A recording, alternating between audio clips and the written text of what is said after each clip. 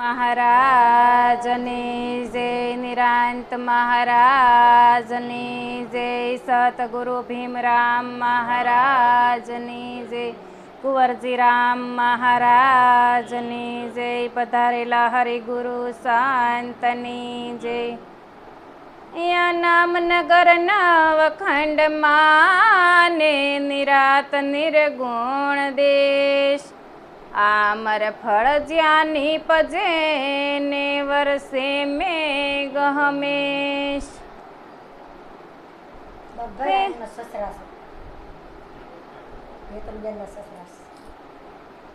અમને અંતર્યામી મળ્યા રે,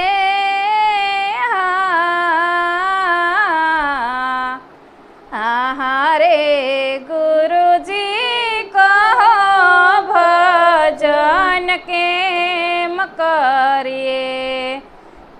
અમને અંતર્યામી મળ્યા ગુરુજી કહો ભજન કેમ કરીએ. તો કે લીરલબાઈ છે ને એ શિષ્ય છે, એ પોતાના ગુરુને પૂછે છે કે ગુરુજી ભજન કેમ કરીએ, એ અમને કહો. ભજન કેવું કોને? આપણને એમ થાય કે અમે ભજન કરી, ભક્તિ કરી, સેવા પૂજા કરી, પણ ભજન કેવું કોને એ આપણને હાસી ખબર નથી. તો કે આખી રાત ગાવું, વગાડવું, બોલવું એ કાંઈ ભજન નથી. એ એક ગોખેલું જ્ઞાન છે અને એ એક માહિતી જ્ઞાન છે. ભજન કેવું કોને? તો કે પોતાના નિજ સ્વરૂપને જાણો અને પછી એને માણો. નિજ સ્વરૂપ કહેતા તમારો આત્મા. દરેક સંતો મહાપુરુષોએ આત્મજ્ઞાનની વાત કરી છે. પોતાના આત્માને જાણો અને એ જ પરમાત્મા. આપણે બધાય બોલીએ છીએ કે આત્મા છે એ પરમાત્મા છે, જીવ છે એ શિવ છે, પણ આપણે એને કયા સ્વરૂપે છે, કેમ છે એ આપણને એની ખબર નથી. પણ એ આવા કોઈ સમર્થ સદગુરુ મળે ને, આવા સંતો મહાપુરુષો મળે ને, તો જેણે જોયો છે એ તમને બતાવી શકે, જે છૂટેલા છે એ તમને છોડાવી શકે આ બંધનમાંથી. બંધન મોટામાં મોટું કયું છે? તો કે જન્મ મરણનું બંધન છે. અને બધાને એ મહા દુઃખ છે. મોટામાં મોટું જિંદગીમાં દુઃખ કયું છે? તો કે મરવાનું. એ આપણને સતગુરુ મહારાજ એ જન્મ મરણના દુઃખમાંથી છોડાવે છે અને આ પોતાના નિજ સ્વરૂપનું જ્ઞાન કરાવે છે. નિજ કહેતા તું પોતે. પાંડુરંગ દાદાએ સ્વાધ્યાય કીધો. સ્વાધ્યાયનો અર્થ શું થાય? તો કે સ્વનું અધ્યાય કરો. તમે તમને પોતાને જાણો. એમાંય સ્વાધ્યાયમાં એ જ થયું, પણ આપણે બધા ગાવામાં, ભાવ ફેરીમાં, વાસવામાં એમાં લાગી ગયા. હરખી હાસી સમજણ નથી. એટલે એ આપણને મોટામાં મોટું જ્યાં સુધી સમજણ નથી ને ત્યાં સુધી આપણને જ્ઞાન ન થાય. જે આપણને સદગુરુ મહારાજ આપણને એ હાસી સમજણ આપે ને તો એ આપણને જ્ઞાન થાય કે હું કોણ અને પરમાત્મા કોણ. એ આપણામાં અંતર પડ્યું છે. કીધું ને કે અમને અંતર્યામી મળ્યા. અંતર્યામી ક્યારે મળે? તો કે આ અંતર મટે. હું કોણ અને પરમાત્મા કોણ એની વચ્ચે જે અંતર પડ્યું છે ને એ અંતર તૂટે ને ત્યારે અંતર્યામીની ઓળખાણ થાય. અને પછી ત્યાં ખબર પડે કે આ પરમાત્માને ખોળવા વાળો તો તું પોતે છો. પરમાત્માને ખોળે છે કોણ? તું પોતે. અને પરમાત્માને જોવા જા તો તું પોતે જ છો. તારા સિવાય બીજો કોઈ નથી. આત્મા સિવાય બીજો કોઈ છે? ઘાટે કરીને બધાય જુદા છે. ઘાટ જુદા છે. કારણ કે એક જ માટીમાંથી અનેક પ્રકારના મટકા બન્યા હોય, ઘડા બન્યા છે, પણ બધાયમાં પાણી એક જ છે, જુદું છે નહીં. કારણ કે પાણીમાંથી નહીં, પછી કેટલી પ્રકારનું બને છે. બરફ બને, પછી કોઈમાંથી મીઠું બને, સાકર બને, પણ એ બધું પાછું જે મૂળ સ્વરૂપમાં મળતા છે શું? તો કે પાણી છે. અને એ મૂળ સ્વરૂપ જણાઈ જાય ને એટલે અંતર મટી જાય. અને અંતર મટે એટલે અંતર્યામીની ઓળખાણ થાય. આવો આવો જય ગુરુ મહારાજ. અંતર્યામી મળે. હું કોણ અને પરમાત્મા. એમાં 2 ટીપા પાણી નાખજો. હું કોણ અને પરમાત્મા કોણ એની વચ્ચેનું અંતર મટી જાય છે અને અંતર્યામીની ઓળખાણ થાય છે. પછી ગુરુ મહારાજ લીરલબાઈ ગુરુ મહારાજને પૂછે છે કે ભજન કેમ કરીએ? તો કે હેજી લેવાય તો રામ નામ લેજો ને દેવાય તો કોઈને ટુકડો દેજો. લેવાય તો રામ નામ લેજો દેવાય તો તમે ટુકડો દેજો. હીરો પડ્યો છે મેં તમે લેવાય તો લઈ લેજો ગુરુજી કહો ભજન કેમ કરીએ હીરો પડશે મેદાનમાં તમે લેવા લેવાય તો લઈ લેજો ગુરુજી કહો કહો ભજન કેમ કરીએ ગુરુજી જવાબ આપે છે લીરલબાઈને તો કે લેવાય તો રામ નામ લેજો અને દેવાય તો કોઈને ટુકડો દેજો. એ જે મોટામાં મોટું દાન હોય ને તો એ છે અન્નનું દાન. એટલે કોઈ આપણા આંગણે આવે ને તો એને રૂપિયો કે એ ન દેવાય ને તો કાંઈ નહીં, પણ એને એમ ભોજન આપજો. સા પાણી માગે તો સા પાણી દેજો, પણ ઘેરેથી તમે એને ઝાકારો ક્યારેય ન દેવો. કારણ કે આપણાથી જેવી શક્તિ હોય ને એવી ભક્તિ કરાય. ભલે ફૂલ નહીં તો ફૂલની પાખડી, કાંઈ ઝાઝુ ન પૂગીએ તો કાંઈ નહીં, આપણે એને 2 ઘૂંટડા સા બનાવીને પાઈ, પણ એને ઝાકારો ક્યારેય ન દે. કારણ કે એ મજબૂર હોય ને ત્યારે. એટલે એ અન્નથી મોટું એ કંઈ દાન નથી. રૂપિયાનું ધનનું દાન દેવાય તોય ભલે, ન દેવાય તોય ભલે, એ મહત્વનું નથી. પણ ભાવ પ્રેમ છે ને એ જરૂરી છે. કૃષ્ણ ભગવાન જઈ વિદુરની ઘેરે ગયા ને તો એ પ્રેમની ભાજી એને હતી ને, ભાજી હતી તો એ પ્રેમથી હતી, એટલે એ પ્રેમથી એને ખાધી હતી. દુર્યોધનના 56 ભોગ ત્યાગ્યા હતા અને વિદુરની ભાજી ખાધી હતી, પણ એ પ્રેમ હતો અહીંયા. એટલે પ્રેમ હોય ને અહીંયા પરમાત્મા હોય.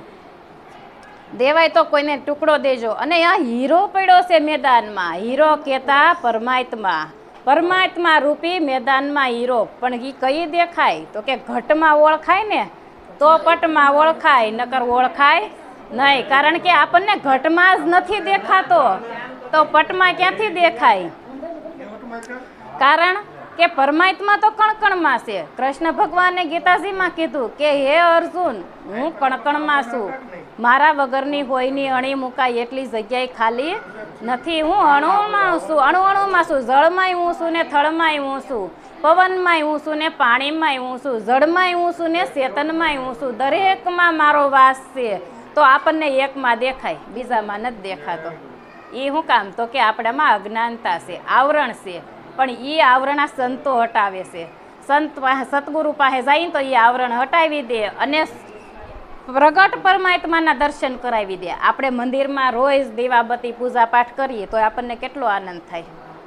પણ જો પ્રગટ પરમાત્મા દેખાય તો એનો કેટલી આનંદની અનુભૂતિ, એને અખંડ આનંદ હોય. ઓલો તો આપણને ક્ષણિક આનંદ છે, અને ઓલો જ્યારે આપણને પોતાના સ્વરૂપનું જ્ઞાન થાય ને પછી એને અખંડ આનંદ થઈ જાય છે. એ અખંડ આનંદ સ્વરૂપ જ છે. પછી એને આનંદ ખૂટતો નથી. જેને નથી ખબર ને એને તો ઘડીક થાય તો હરખ થાય ને ઘડીક થાય તો શોક થાય છે. એ ક્ષણિક આનંદ છે. બહારનું ભૌતિક સુખ છે ને ક્ષણિક છે, અને ઓલું તો અખંડ આનંદ છે. પણ એ સંતો મહાપુરુષો, પણ એ ક્યારે સમજાય તો કે આપણું જ્યારે કર્મનું જઈ બંધન પૂરું થાય ને તો એ નકર તો આવા સંતો આ પોકારીને થાકી ગયા, પણ તોય સમજણમાં આવતું નથી. આપણે મૂર્તિની પૂજા કરીએ એ ખોટું નથી, એ પેલું પગથિયું છે ભક્તિનું. એ કારણ કે આપણે અહીં બીજા માળે સડવું છે ને તો એક પછી એક પગથિયું સડો તો સડી કી, પરબારો ઠેકડો મારીને સડી અગાય નહીં. એમ આ નવધા ભક્તિ એ પેલું પગથિયું છે, ખોટું નથી. પણ આપણને એ ખબર નથી કે પરમાત્મા કેવો કોને. કૃષ્ણ ભગવાને શું કીધું કે હે અર્જુન, તું જે આ મને જોશું ને એ હું નથી, હું એનાથી પર છું. આ દેહ હું છું, તો આ દેહમાં રહેવા વાળો પરમાત્મા આનાથી જુદો છે. આ દેહ પરમાત્મા નથી. આ ઘરમાં હું રહું છું તો હું એમ ન કહી શકું કે આ ઘર હેતલબેન છે, કારણ કે હું આ ઘરમાં રહેવા વાળી છું. એમ પરમાત્મા છે ને આમાં રહેવા વાળો, પણ આપણે એને હું માનીને બેઠા છીએ એટલે આપણને દુઃખ થાય છે. આમાં અજ્ઞાનતા છે ને એટલે આપણને એના લીધે આપણને દુઃખ થાય છે. એટલે ગોરખે કીધું કે સીણી મૂકી મૂર્તિ ઘડીને ધૈરો સાતી પર પાવ. ઈ મૂર્તિમાં સત જો હોય તો એના ઘડનારાને ખાય મનસા માલણી રે. ગોરખ જાગતા નરસેવ, ગોરખ જાગતા નરસેવ. અને સીણી મૂકીને મૂર્તિ ઘડીને ધૈરો સાતી પર પાવ. ઈ મૂર્તિમાં સત હોય તો એના ઘડનારા ખાય. આ બાને આગળ હું આમ આંગળી મૂકીને હામી આંગળી કરીને અવળા હવળા વેણ બોલું તો બા ઓસા ઉતરે એમ ઓલાને તો તમે ઈ એમાં પરમાત્મા એની મૂર્તિ એમાં પડી જ હતી જ, પણ એમાંથી જે વધારાના આવરણ હતા ને એ એના ઘડવાવાળાએ કાઢી નાખ્યા અને મૂર્તિ પ્રગટ કરી.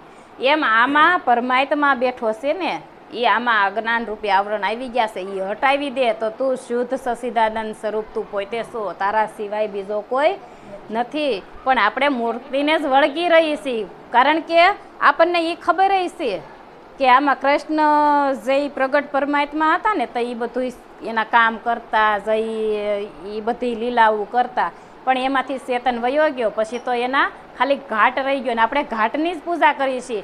ગમે એમ સેવા પૂજા કરો, નિવેદ ધરાવો, એને મિશ્રી માખણ ધરાવો તો એ બોલશે નહીં, ગમે એમ માથા પટકશો તો એ બોલશે નહીં, એ જવાબ નહીં આપે. પણ આવા પ્રગટ છે ને, અને એમાં જે કૃષ્ણમાં હતો એ જ આમાં છે, એ જ મારામાં છે ને એ જ તમારામાં છે, દરેકમાં કૃષ્ણ રમી રહ્યો છે.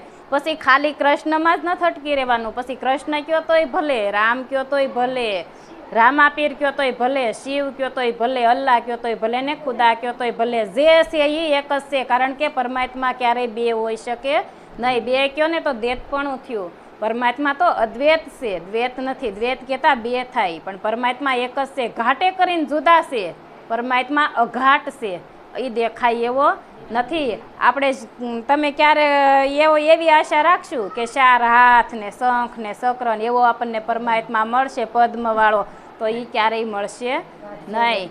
કારણ કે આમાં જે અઘાટ છે ને, પરમાત્મા કોને કહેવાય કે જે જન્મે નહીં અને મરે નહીં, આવે નહીં અને જાય નહીં, એને પરમાત્મા કહેવાય. આ 5 તત્વનો પિંડ છે ને એ ઉત્પન્ન થાય છે ને એનો પ્રલય થાય છે, એ મરતો નથી. એનો 5 તત્વ 5માં પાછા મળી જાય છે. પવન પવનમાં મળી જાય, અગ્નિ અગ્નિમાં મળી જાય, વાયુ વાયુમાં મળી જાય, આકાશ આકાશમાં મળી જાય, જળ જળમાં મળી જાય, 5 પોતપોતામાં મળી જાય છે. એટલે આપણને પરમાત્માની આપણને ખબર નથી, અને આપણે આંધળુક્યા ઘાસીના બળદની જેમ એમનેમ આપણે હળિયું કાઢીએ છીએ, પણ પાછા આખું ખોલીને જોઈએ તો પાછા ન્યાને ન્યા પણ તો આપણું જીવન પૂરું થઈ જાય છે, સમય વયો જાય છે. એટલે એક મહારાજે કીધું છે, હે જીના ઘડનારા ને કોઈ પરખો રે રામ, કોણે બનાવ્યો પવન સરખો રે રામ, કોણે બનાવ્યો પવન સરખો. આવે ને જાય આવે ને જાવે, બોલે બોલાવે સબ ઘટ, બોલે બોલાવે જ્યાં જોવું ત્યાં સરખો. તો કે જ્યાં આવે ને જાય, બોલે બોલાવે, ઘટો ઘટમાં હોકારા દેશે. હા, એટલે કે ઘટે ઘટમાં આ દેહ રૂપી દેવળ છે. પછી એને કોઈએ મંદિર કીધું, કોઈએ બંગલો કીધો, કોઈએ હંસલો કીધો છે, કોઈએ મોરલો કીધો છે. અને આ ઘટમાં દેવળે દેવળે હોકારા દેશે. દેવળે દેવળે તો કે આ બધા ઘટો ઘટશે ને આ દેવળ છે પરમાત્માને રહેવાના. અને આ દેવળ તો આપણે ભૌતિકના તો આપણે બનાવ્યા છે, અને આપણે જ ભગવાનને કોણે બનાવ્યા તો કે આપણે. પાયાનું મુહૂર્ત કોણે કર્યું તો કે આપણે. મંદિરનું મુહૂર્ત કોણે લીધું તો કે માણસે. મૂર્તિ કોણે કરી તો કે માણસે. એની સ્થાપના કોણે કરી તો માણસે. પાછી સેવા પૂજા કોણ કરે તો માણસ. અને પાછો એને થાળ ધરાવે તોય માણસ ને, એની થાળ ધરીને પ્રસાદી ખાય તોય પાછો માણસ. એનો એ જ બધું તમે ને તમે કરો. આ નાના છોકરા ઢીંગલા પોતિયા દીકરી રમતી હોય ને એમ આપણે આ બધી ક્રિયા કરીએ છીએ. દીકરી હોય ને નાની હોય ને તો ઢીંગલા પોતિયા રમતી હોય, ઘડીક થાય તો એને વીખે ને બધું તૈયાર કરે ને ખવડાવે ને પીરે ને વળી હકેલીને મૂકી દે, વળી સવાર પાછું બીજે દી મન થાય ખોલે. એમાં આપણે બધું એ કરીએ છીએ. પણ એ ક્યાં સુધી તો કે આપણને નથી સમજાય. કોઈ એવા પૂરા સંત નથી મળ્યા ને ત્યાં સુધી. પણ કોઈ એવા આવા સદગુરુ સંતો મળે ને તો એને ક્યારેક પૂછી લેવાય કે હે પરમાત્મા, આ દેહરૂપી દેવળમાં રહેવા વાળો હું કોણ છું એની મને ખબર નથી. આપણે આખી દુનિયાને જાણીએ છીએ, હગા સંબંધી બધાને ઓળખી, પણ આ ઘટમાં રહેવા વાળો હું કોણ છું એની આપણને ખબર નથી. એટલે એને જાણવા હાટું સતગુરુના શરણે જવું પડે, અને એના સિવાય બીજા કોઈ દુનિયાના કોઈ તમને બતાવી શકે નહીં, સતગુરુ જ રસ્તો બતાવે. અને આ મોક્ષનું દ્વાર, આ મનુષ્ય અવતાર છે ને, એમાં જ પરમાત્માને ઓળખવાની તક છે. કારણ કે 84 લાખ યોનિમાં પશુ પક્ષી બધાય છે, પણ તમે એમાં તમને એ મનુષ્ય દેહ છે ને, એમાં તમે પરમાત્માને મેળવી શકો. મોક્ષનું દ્વાર એટલે કીધું ને કે મોક્ષનું દ્વાર ઈ તો મનુષ્ય દેહ કહીએ, આવું સમજીને ગુરુના શરણે જઈ રહી, ત્યારે ભવનો ભય ભાંગે.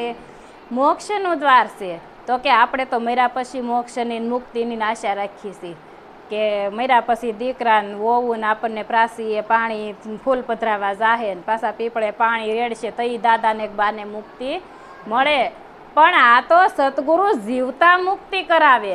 આજ જ હું બાપુજીને કહેતી હતી, મેં કીધું આજ સવારે ઓલી ક્રિયાકાંડ કરતા હતા ને તો 5 માટલા મૂક્યા, પછી એને ફરતું હુતર આટ્યું હતું, પછી દીવે દીવે હુતરના તાતણા બાળ્યા, એટલે તઈ આપણને તરત જ ત્રિકુટી અહીંયા ફૂટી જાય. મેં કીધું અટાણ સુધી નહોતી ખબર પહેલાં, પછી ખબર પડી કે આ 5 માટલા હતું એ 5 તત્વનો પિંડ હતો. એ 5 તત્વનો પિંડ હતો. પછી એ હુતર આટવું હતું, એ 3.5 મણ હુતર આટવેલું છે. એ હુતરમાંથી આ 5 તત્વના પિંડમાંથી બંધન તોડવાના છે. આ બંધન તૂટે ને તો એ પરમાત્મા ઓળખાય. અને એ હુતરને જઈ કોડિયું દીવો વાઈટ અડાડીને બંધન દોરા તૂટતા જાય. એ આ બંધન પણ એ તો સતગુરુ જીવતા તોડાવી દે. એ મર્યા પછી તોડવાની ક્યાં જરૂર છે? એ ગુરુ મહારાજ તો તમને એ બંધન જીવતા